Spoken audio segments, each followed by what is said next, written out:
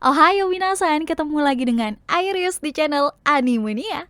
Oke guys, konten kali ini aku mau ngajak kalian nih buat ngobrol ngalor ngidul aja soal God dari serial One Punch Man. Beberapa chapter belakangan ini kan kemunculan God itu jelas mengundang perhatian besar ya buat kita semua.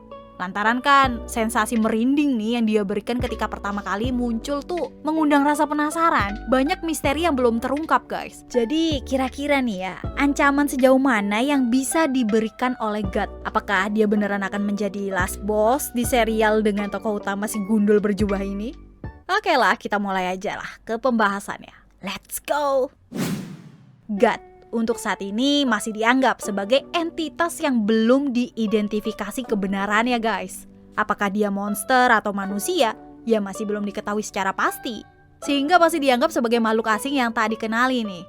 Dia itu kan pertama kali muncul dalam kilas balik Homeless Emperor guys, yang juga menceritakan tentang bagaimana sih sosok tukang nganggur dan manusia biasa ini punya kekuatan yang luar biasa. Homeless Emperor sendiri tuh menceritakan masa lalunya yang berakhir ngenes soal pekerjaan dia selama belum menjadi monster. Ya gimana gak ngenes ya, karena kan waktu dia dipecat karena dituduh melakukan pelecehan seksual guys. Terus di tengah keputusasaan tersebut, Homeless Emperor ini sempat berpikir agar umat manusia emang seharusnya gak ada di dunia ini. Mereka cuma wabah yang merusak bumi aja, katanya. Dan ketika melamun seperti itu guys, muncullah sosok God. Di penampilan perdananya, God ini cuma nampak seperti gulungan angin yang membentuk suatu tubuh. Namun secara mengejutkan, dia berbicara kepada Homeless Emperor serta memberikannya kekuatan yang menakjubkan guys. Itulah yang membuat dia tuh memperoleh kekuatan seperti sekarang. Tapi Homeless Emperor ini bukanlah satu-satunya yang memperoleh kekuatan dari God guys, melainkan Psychos juga, yang merupakan dalang sebenarnya di balik berdirinya asosiasi monster mengalami nasib yang serupa guys. Di tengah pertarungan sengitnya dengan Tatsumaki, dia juga memberikan kekuatan tambahan kepada Psychos yang membuat Psychos tuh masih bisa memberi perlawanan yang sangat sengit kepada Tatsumaki. Dari sini kita bisa lihat nih bahwa setiap dimunculkan, God ini selalu hadir sebagai sosok yang memberi kekuatan guys. Yang motifnya sendiri masih perlu kita diskusiin sih. Oke, di dua kemunculan yang aku sebutkan tadi guys, God itu memiliki perbedaan. Homeless Emperor itu pertama kali bertemu dengan God dalam bentuknya yang seperti pusaran angin yang membentuk tubuh. Sedangkan Psychos melihatnya itu bagaikan sesuatu yang besar dengan bintik-bintik spiral, layaknya permukaan planet Jupiter. Namun akhirnya sosok God ini benar-benar terlihat agak jelas justru ketika dilihat oleh Saitama, Flashy Flash, dan Manako. Meskipun aku nggak jamin sih mereka itu menyadari hal tersebut, karena kalau dilihat dari ekspresinya guys, ketiga orang tadi itu masih belum tahu secara jelas apa yang mereka lihat. Yang pasti God saat itu tuh ditampilkan sebagai makhluk yang sangat besar yang sedang berjongkok. Sampai kepastian sesungguhnya sih bisa kita lihat di akhir kehidupan Homeless Emperor. God itu tiba-tiba muncul dibarengi dengan dunia di sekitarnya yang dipenuhi ladang bunga. Penampilannya tuh bener-bener seperti raksasa yang tak berwajah. Dan lebih mengejutkannya lagi, di sini Homeless Emperor diambil kekuatannya sekaligus nyawanya guys. Yap, itu dia tadi awal kemunculan serta bagaimana dia ditampilkan dengan beberapa sudut pandang yang berbeda guys. Intinya God itu terlihat seperti humanoid yang gak berwajah dan punya ukuran raksasa.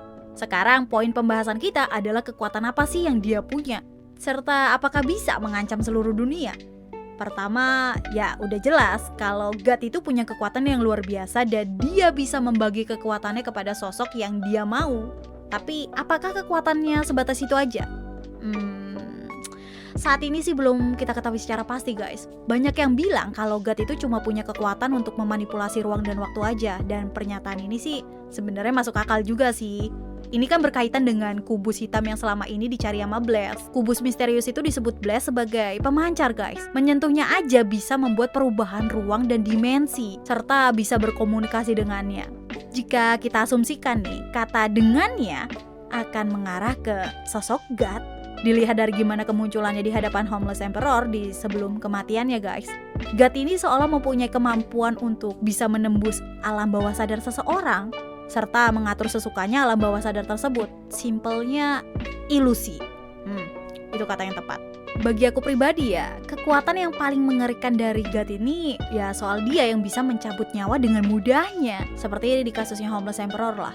Satu pertanyaan besarnya adalah, apakah God bisa mencabut nyawa seseorang yang tidak dia beri kekuatan? Karena dalam kasus Homeless Emperor guys, dia kan emang memperoleh kekuatan itu dari God sendiri. Jadi dia bisa tuh menjadi penghubung God untuk mempermainkan nyawa seseorang. Kalau ternyata nih dia bisa mencabut nyawa sekalipun bukan orang yang ia beri kekuatan, God bakalan bener-bener jadi sosok yang mengerikan guys. Untuk kemampuan bertarung, ini juga menarik buat kita bahas nih. Apakah God adalah sosok yang bisa memberi kekuatan sekaligus menggunakannya untuk bertarung? Bukan bermaksud membandingkan sih, tapi semisal iya, ini mirip sama sosoknya All for One versi OPM. Tapi dengan skala yang lebih besar aja guys. Sayangnya kan hal tersebut belum mengarah ke sana. Dan God sendiri ini sama sekali nggak ditunjukkan bener-bener mau bertarung guys. Sehingga untuk saat ini posisinya itu ya cuma sebagai dalang yang memilih boneka mana nih yang mau ia mainkan. Entah apakah ada alasan karena dia emang bukan tipe bertarung atau dia memang gak bisa bertarung.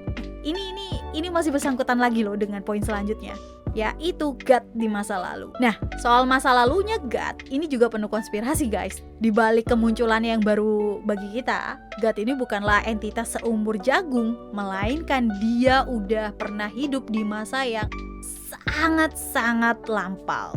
Hal ini bisa kita ketahui dari chapter 115 versi Red Draw oleh Murata Sensei. Di sini tuh diperlihatkan guys, sebuah tembok yang ditulis mural bergambar dan ada bahasa kuno yang tertera. Inti yang tertulis di dalam tembok itu adalah menyeberangi waktu, dewa kami akan bangkit kembali di bumi ini. Dan di bawahnya lagi bertuliskan, sebuah pengorbanan yang pantas dipersembahkan. Meski singkat guys, ada beberapa informasi yang bisa kita gali dari tulisan-tulisan kuno tadi. Di kalimat pertama misalnya, di sini tuh seolah-olah menggambarkan sosok misterius ini dianggap sebagai dewa, yang berarti ya ingin dipuja, disembah, serta memiliki pengikut. Yang menariknya lagi nih, di bagian menyeberangi waktu dan akan bangkit kembali di bumi ini. Ini menjadi pesan guys, bahwa kisah God ini sudah lampau. Suatu hari nanti dia bakal kembali bangkit nih di bumi. Atau ada juga kemungkinan bahwa God ini secara mengejutkan berhasil dikalahkan. Namun dengan sisa-sisa kekuatan dia itu melalui waktu yang panjang untuk bisa bangkit secara sepenuhnya. Gimana cara dia bangkit? Nah, kalimat kedua adalah jawabannya guys. Sebuah pengorbanan yang pantas dipersembahkan. Ya, kebangkitan God yang notabene-nya adalah dewa, tentu ya membutuhkan persembahan alias sajen untuk bisa bangkit secara utuh. Sehingga aku asumsi ini, God yang bisa kita lihat sekarang bukanlah God dengan kekuatan penuh. Kenapa bisa gitu? Ya, semisal kita ulik lagi lah, di chapter yang sama, Orochi sendiri tuh berusaha menjadikan Saitama sebagai persembahan. Ya, itu artinya meski udah dibangkitkan, tapi itu belum cukup dan masih membutuhkan pengorbanan lagi yang lebih layak, guys. Asumsi ini diperkuat juga nih dengan kubus misterius yang masih mencari wadah untuk kekuatannya. Beruntungnya, Saitama dan Flexi Flash nggak terjerumus. Dan di saat yang tepat, Blast juga muncul, guys. Nah, di poin sebelumnya kan ada pertanyaan, apakah God cuma pemberi kekuatan dan gak bisa bertarung? Semisal kita memastikan lagi bahwa kekuatan God belum bangkit sepenuhnya, maka masih ada kemungkinan kalau God ini bisa bertarung guys. Tentunya dengan kekuatan yang mengerikan sih, bisa dibilang. Sekarang kita membahas soal ancaman God di masa depan. God jelas punya potensi untuk menjadi sosok yang merepotkan di masa depan guys. Meskipun aku sendiri sih gak bisa jamin apakah bisa memuaskan Saitama atau enggak sih. Ya gitulah, sebelumnya kan aku beberapa kali melihat teori yang menyampaikan guys kalau kekuatan Saitama itu berasal dari God. Sayangnya buat aku ya, teori ini tuh belum tepat. Semisal bener nih, harusnya Saitama tuh bisa merasakan sensasi yang sama seperti Homeless Emperor atau seenggaknya lah ya, bisa langsung mengerti ketika mendengar kubus misterius bersuara. Tapi semua itu tuh nampak asing bagi Saitama. Jadi kita abaikan dulu aja lah ya soal kekuatan Saitama itu datang dari God. Ada satu pola yang pasti nih bagi mereka yang diberi kekuatan oleh God guys, yaitu mereka yang bisa mengancam keselamatan umat manusia. Artinya God sendiri itu kan merasa begitu berkuasa atas segala manusia dan berpikir untuk menghancurkannya sekaligus. Itu tuh yang membuat dia tuh memberi kekuatannya ke Homeless Emperor dan Psychos yang dia rasa bisa mewujudkan ambisinya itu. Namun kedua orang tadi nampaknya belum bisa memenuhi ekspektasinya si God sendiri nih. Tapi akan merepotkan semisal orang yang bener-bener ideal diberi kekuatan yang mengerikan guys. Apalagi jika God bisa memberikannya dengan jumlah yang besar, tentu ini bisa menjadi ancaman bagi keselamatan manusia. God akan memberi dan memanfaatkannya untuk kemudian dihabisi sendiri. Melihat potensinya saat ini guys, semua hal tadi itu ya bisa aja terjadi. Yang lebih merepotkannya lagi, penampakannya nih, yang gak dia berikan ke sembarangan orang. Dia berhasil menjaga entitasnya menjadi suatu hal yang misterius guys.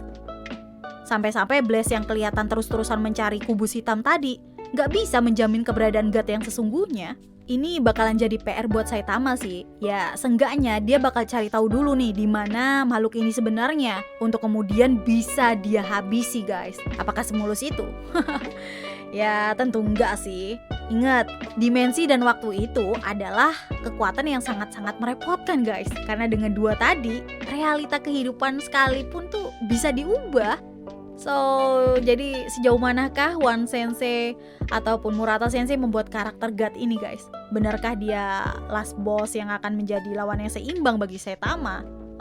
Kita nantikan aja lah ya. Oke, mungkin segitu dulu aja konten 3N kita ngobrol ngalor ngidul soal God di serial One Punch Man. So, see you again next time. Adios, caramelos. Stay safe everyone. Salam Animedia.